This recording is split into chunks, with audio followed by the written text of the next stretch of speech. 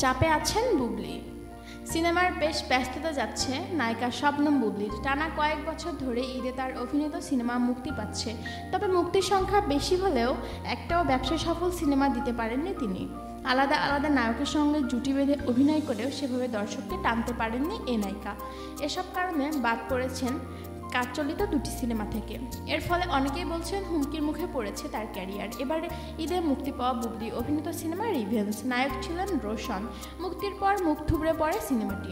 দর্শক বুবলি রোশনের গ্রহণ করেননি এমন অভিযোগ পরিচালক ইকবালের।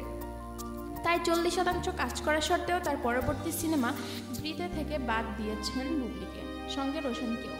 এ মুহূর্তে এমন সিদ্ধান্ত বড় অঙ্কের আর্থিক লোকসান জেনেও পরিচালক এই সিদ্ধান্ত নিয়েছেন। তাছাড়া তাদের বিরুদ্ধে প্রচারে অংশ না নেওয়ায় ও আপেক্ষিকতার আচরণের অভিযোগ তোলেন পরিচালক। শুধু তাই নয়, চলতি বছরে ঈদ উল ফিতরে মুক্তি পায় বুবলির মায়া দ্য লাভ সিনেমা। সেই সিনেমায় সিকুয়াল মায়া দ্য লাভের 2-এর 70% শুটিং সম্পন্ন করেছেন বুবলি। কিন্তু হঠাৎ করে পরিচালক জসিমউদ্দিন জাকির জানান বুবলিকে নিয়ে আর কাজ করতে চান না, বাদ দেওয়া হচ্ছে তাকে।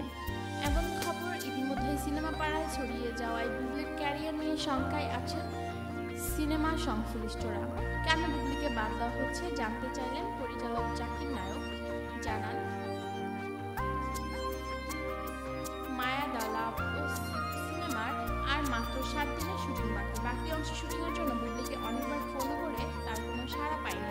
রোজার ঈদের পর থেকে তার সঙ্গে যোগাযোগ করতে ব্যর্থ হয়েছে আমরা, সিদ্ধান্ত নিয়েছি তার কোনো আরম্ভ করতে পারছি না। শেষ পর্যন্ত শেষ করার সিদ্ধান্ত নিয়েছি। তবে এই দুই সিনেমা নিয়ে জানতে বুবলির সঙ্গে যোগাযোগ করার চেষ্টা করেও তাকে পাওয়া যায়নি।